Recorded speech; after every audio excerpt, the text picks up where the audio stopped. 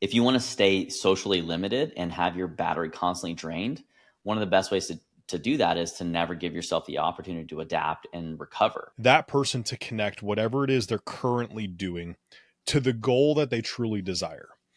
A good coach is going to help bridge those gaps.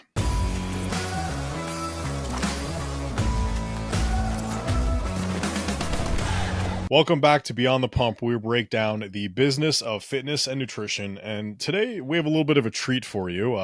We've actually gone through our Facebook group, which, by the way, if you're not a part of, we have over 100,000 people in there.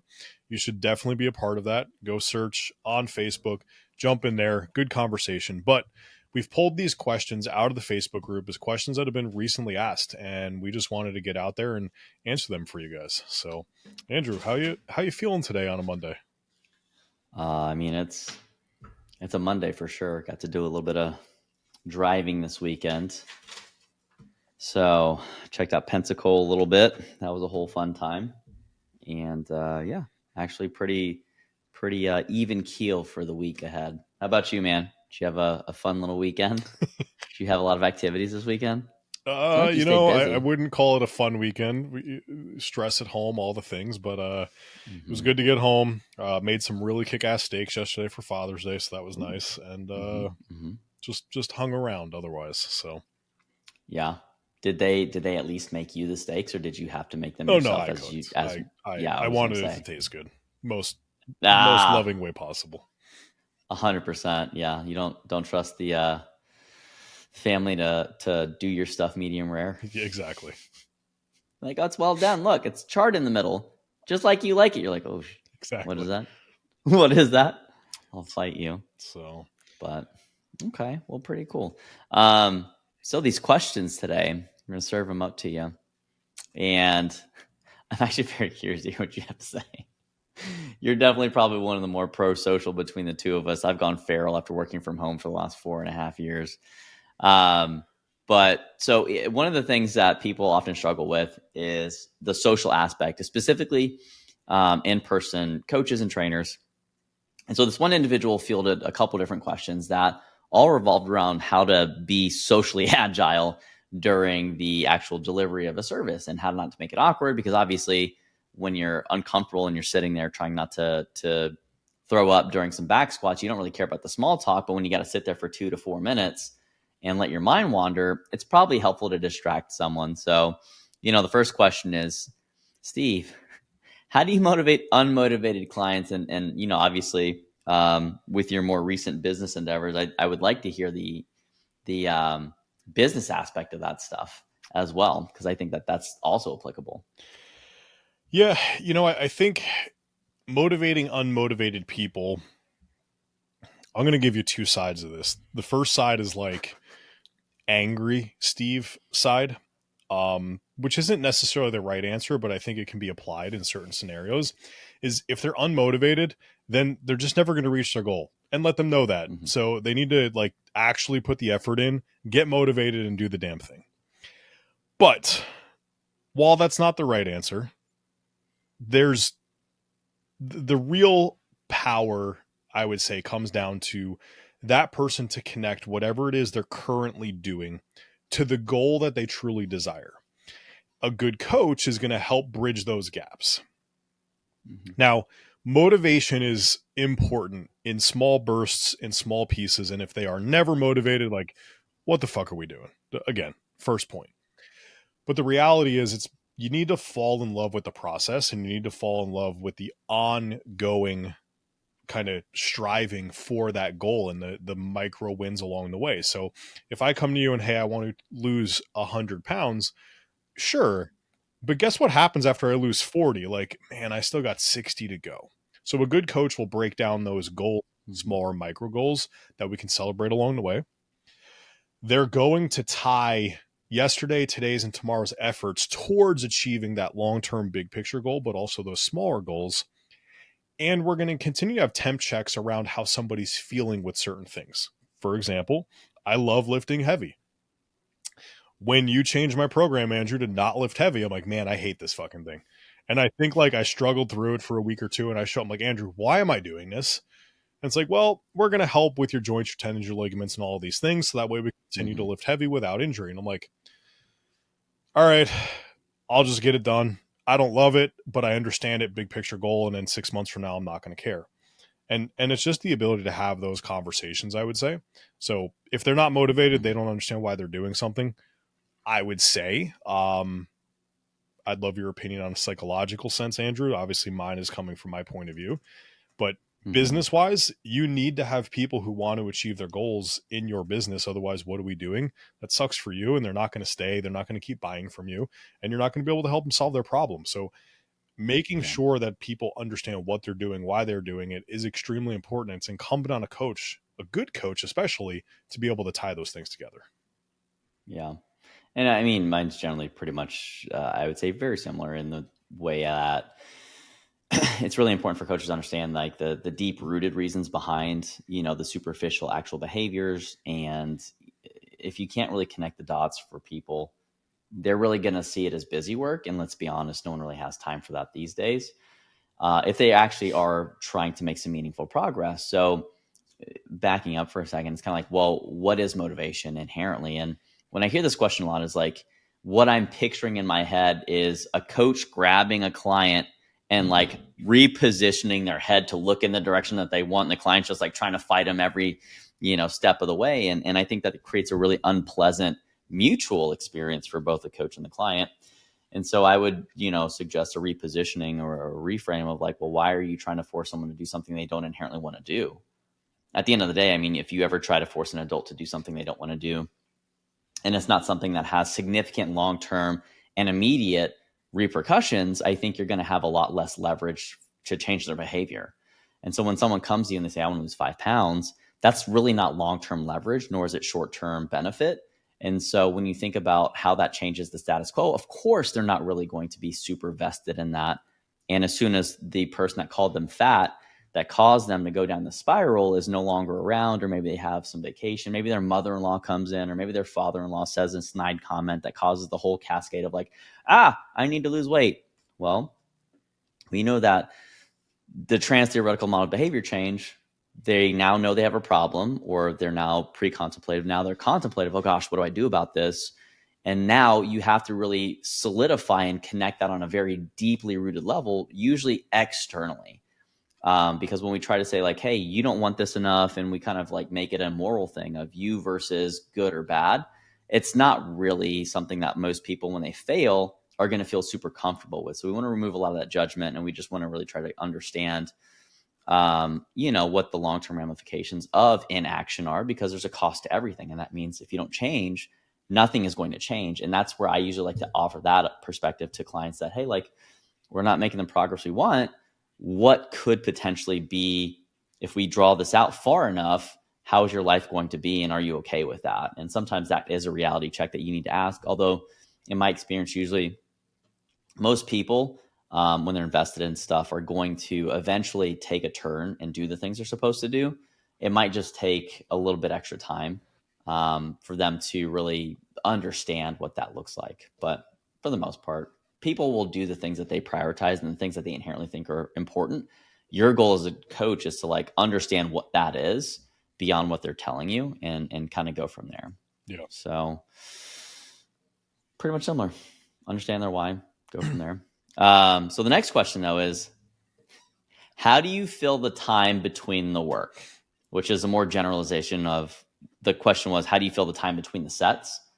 So when we talk about obviously the direct interaction or their execution of it, how do we go in and make sure that they don't A, get in their head, or B, have a complete meltdown and like, oh my gosh, I did a set of squats, I'm still having cellulite on my legs, it's not working.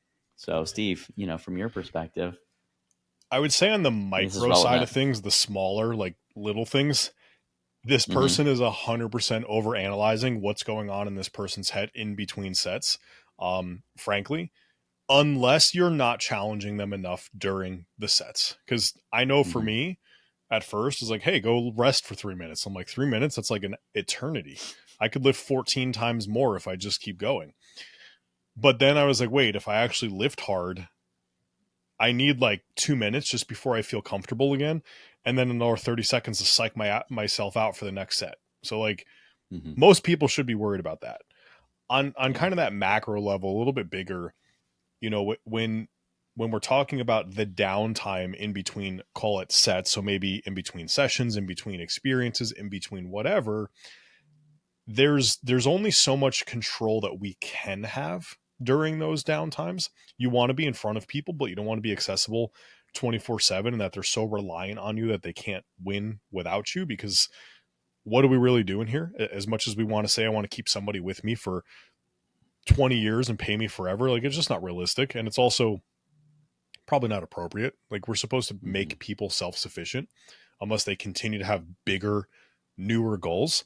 um but through that, you do want to be able to ask the questions along the lines of, hey, what's going on? What did you think of since our last session, our last check-in?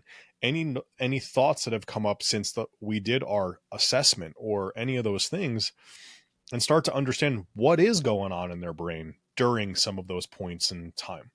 And knowing that the first answer they give you is probably a lie, or at least not the full truth, you got to dig 2 or 3 times and don't just sit there and go, why, Mm-hmm. why, why, because that gets really annoying really quick. Please But don't do that. asking those things, and then you'll truly start to understand, like, what are they talking about? And if they sit there, oh, well, I came back and I'm struggling to figure out why I need to eat this many carbohydrates. Well, start having conversations around that so they become a little more educated, a little more knowledgeable, Mm-hmm. etc. So that would be my thoughts on kind of two different time scales. You? Hmm. You just stare at them awkwardly, make sure that they know, and they get in their own head about, did I do what I was supposed to do? Is he mad at me? Is he proud of me? And, you really just bring out, or you kind of front load the education stuff and then you back load the personal stuff, and that's both intra set and inter exercise. Meaning, obviously, when you come in, people are usually thinking top of mind what just happened in their life. So you kind of open up with some rapport building while you're getting them warmed up.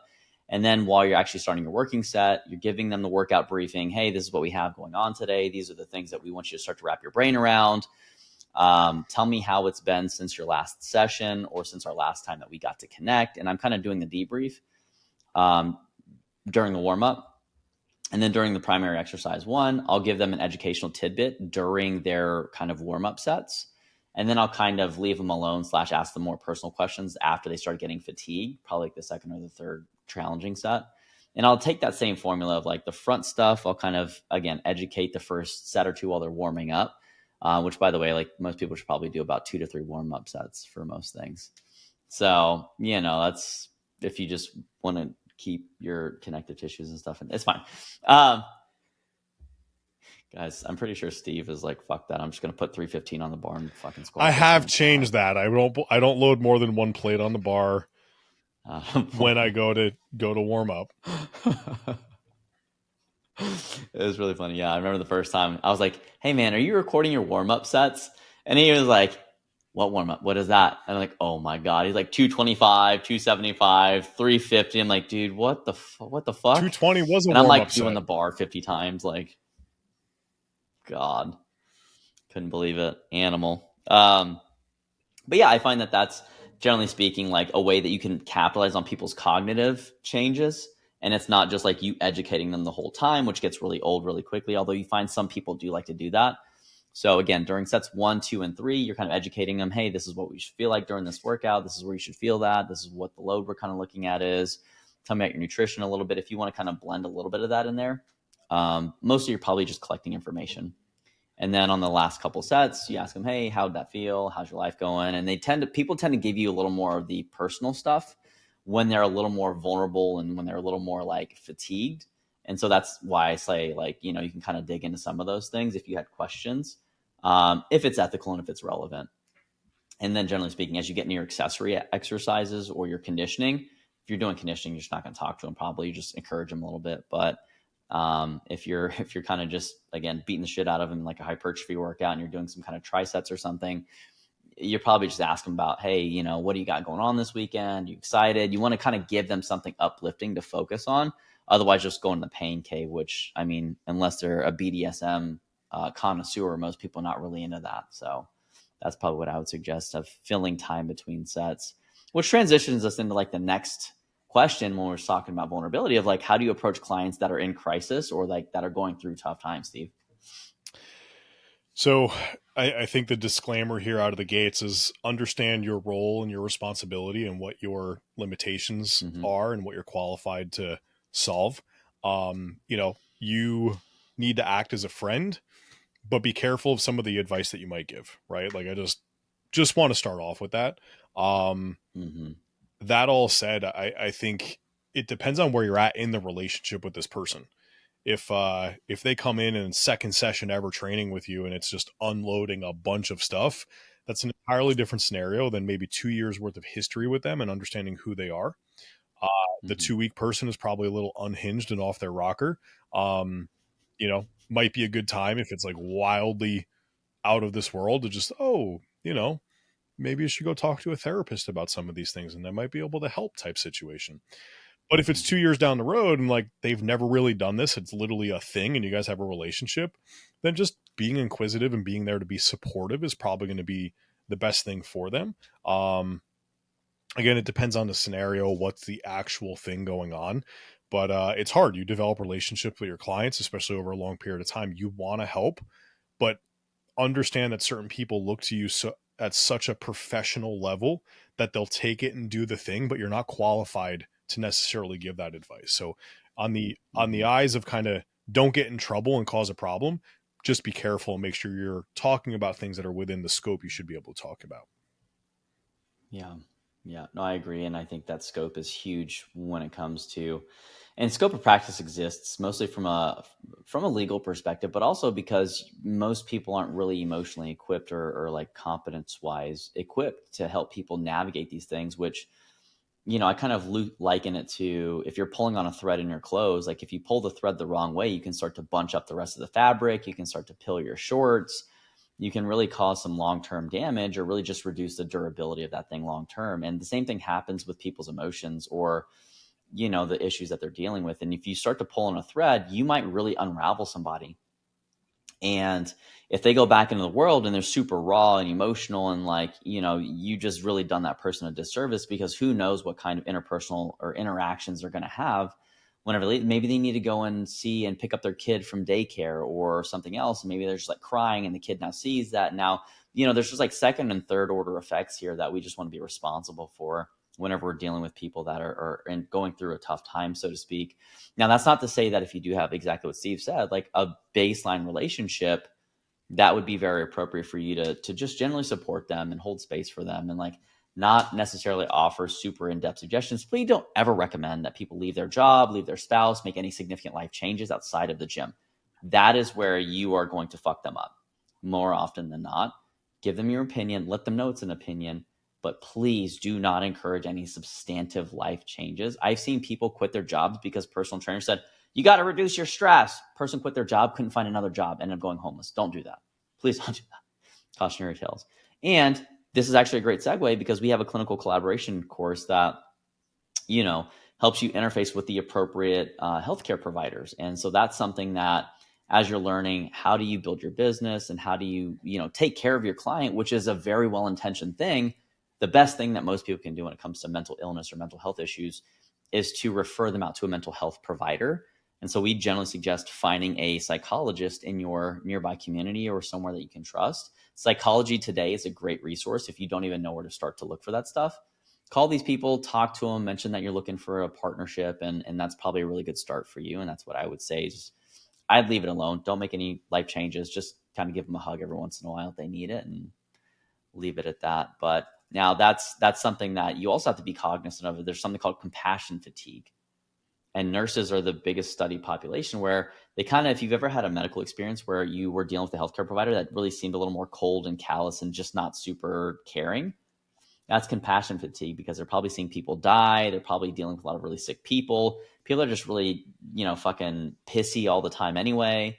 So they kind of have to get hardened up and a little bit, callous to deal with that. So the next question is like, how do you continue when your own social battery is drained, Steve? And like, what do you do to just make sure you're showing up, in the best state for your people that you serve? You got to take care of yourself first. So, your own workouts, your own nutrition, your own self Mm-hmm. care routine, sauna, cold plunge, massage, walking in nature, yoga, whatever the thing might be.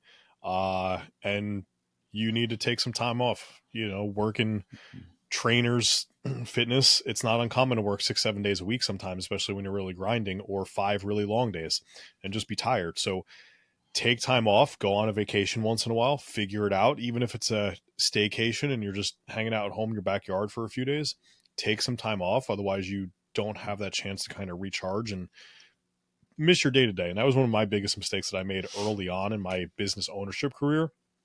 I just never took time off, and I got tired and I hated my businesses and doing the thing until I took time off.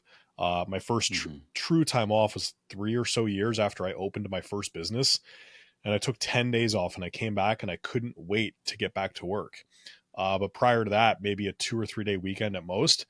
And I always dreaded having to come back to work. So take care of Mm-hmm. yourself, give yourself some true downtime, understand you need to recharge before you can go out and take care of other people.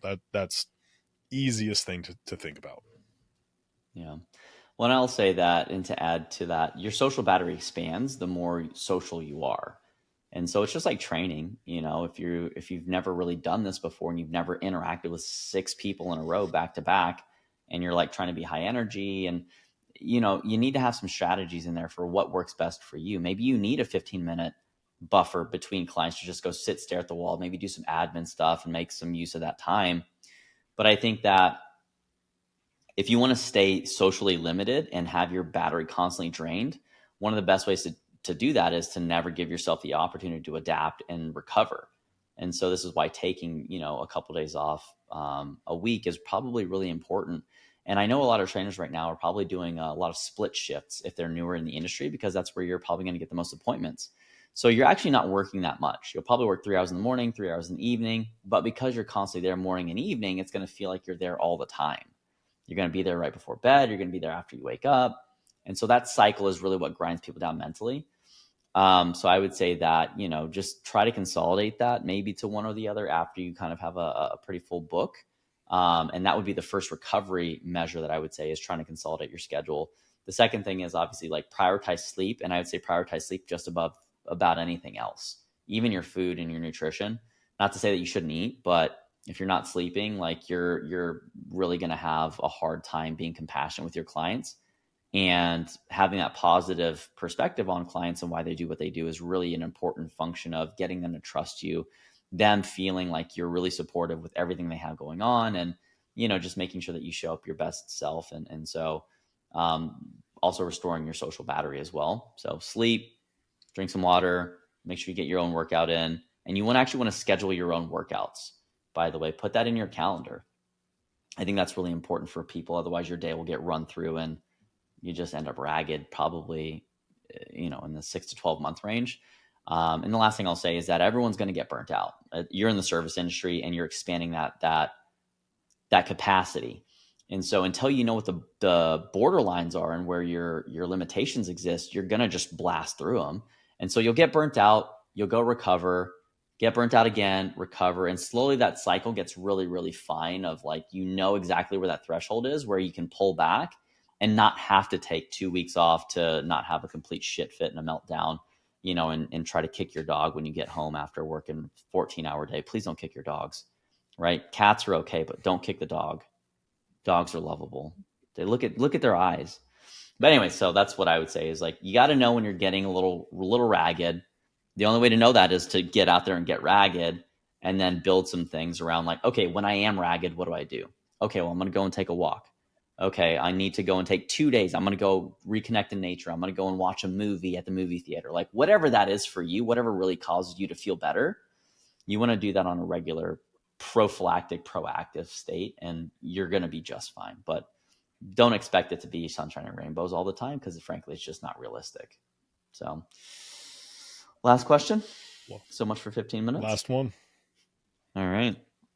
So, this one revolves around refunds. So, if you do charge for consultations, if the potential new client cancels the consultation appointment, do you refund the consult fee or something else? No, And basically, what's people's refund policies on no, in general around the initial service delivery? no. Yep. I'm agreeing. I think it's a short one. I They asked for that time. You can't use the time because they booked it. yeah, like if you charge somebody a fee because you think you should, and this isn't a debate on whether you should or you shouldn't, but you felt you should, Mm-hmm. if they cancel or no show or some version thereof within reason of your rules. So if I cancel something 30 days out, you should probably give it back to them. If I cancel it 30 minutes out or a day out, probably can't. You're probably not. Then no, I wouldn't give it back. Would I allow them to Mm-hmm. reschedule that consult? 100%, probably within a certain period of time or something along those lines. Um, but I wouldn't refund it. In general, Mm-hmm. I am a no refund kind of person, especially when time is attached to it. But I also try to put things in writing ahead of time, like, hey, if you need to Mm-hmm. cancel this thing, just let me know by XYZ time. And it really should just revolve around the idea of creating convenience is the wrong word, but structure, right? If somebody Mm-hmm. booked your 6 to 7 p.m., then you need to be able to put somebody else down there in there because somebody canceled. You probably can't make that happen 2 hours beforehand. You can Mm-hmm. probably make it happen the day before. You can almost definitely make it happen 2 days before, right? So, like, how do you leverage? Because as a coach, as a trainer, you are getting paid for your time. Your time is the most valuable thing. How do you leverage being able to refill it? Would be my guide for how I'm going to create this cancellation policy, so to speak. Yeah, 100%. You can't get those units of time back. So, for me, if you cancel more than 3 days out, or if I'll let you reschedule, no fee, no nothing, no qualms. I'm like, hey, I really appreciate the 3 days out. This is the policy. You can reschedule whenever you would like, right? Ideally within the next couple weeks. You don't want to push that out too long, otherwise it gets weird.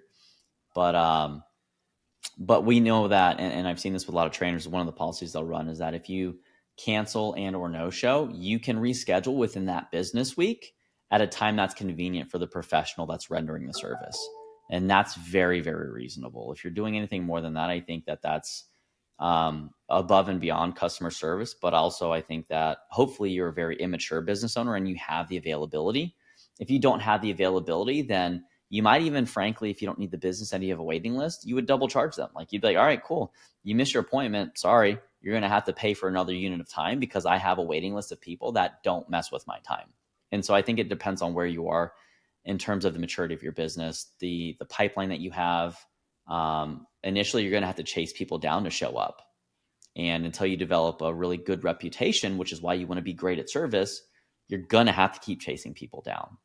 So that's my perspective. And that's our last question for the Facebook questions for the month so far. So if you guys like, maybe we'll continue to do this. Make sure you comment your questions if you have anything else that you want us to answer below. Otherwise, Steve, any closing thoughts? No, that's it. We appreciate you guys jumping in today. If you don't subscribe yet, hit that subscribe button. Hit the like button if you got some value out of this episode, and throw a question down below so we can answer those for you in the upcoming episodes. There we go. All right. Until next time. Peace.